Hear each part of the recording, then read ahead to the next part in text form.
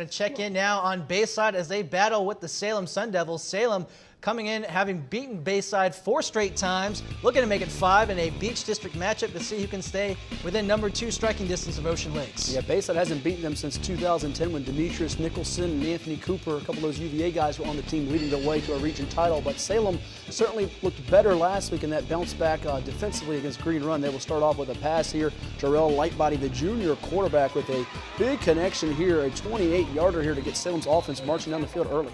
And when you talk about Salem's offense, you got to talk about Butts. It's Malik Butts. He's the running back for this team, and it's going to be a pickoff here as Lightbody's intercepted, and Bayside's defense gets the job going, and they're looking to make something happen. That's junior Philip Patterson with an interception for the 3rd consecutive game, but there is Malik Butts, your guy there, Chris. I was one play too early about Butts. Yes, you were, as he breaks it off. A long run for the Sun Devils here, over 50 yards on that scamper inside the 5.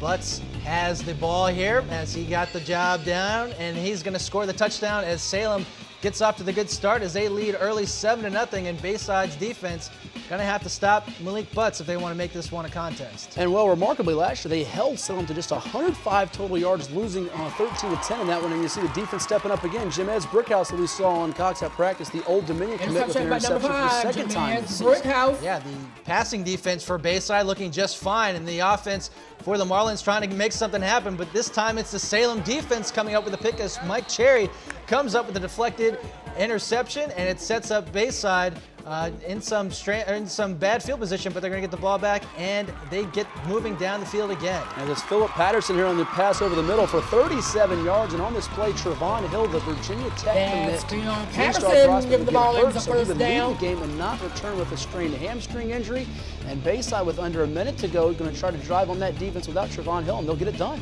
Yeah, you have to think Bayside's in pretty good position considering the turnovers, but that is a touchdown pass as that is caught by Poole, and a big job, big completion and score as Bayside will go into halftime tied with 7 with Salem. So Dante Lampton and company knotted up at 7 as we go to the second half, but Bayside on their first series would have to punt the ball, and Salem's got something up their sleeve, Chris. A little trickeration, if you might say, as the reverse leads to some confusion as the Bayside defenders going the wrong direction, but going the right direction is Davis down the field, and he gets inside the Bayside 20 and sets up excellent field position for the Sun Devils. Another future ODU Monarch there, DJ Davis. He'll be teammates with Jimez Brickhouse next year, but when you get inside the 5, you give it to Malik Butts. He'll finish the job there as Salem increases their lead now 14-7, and they're going to get some more points here as the defense will strike here with a turnover.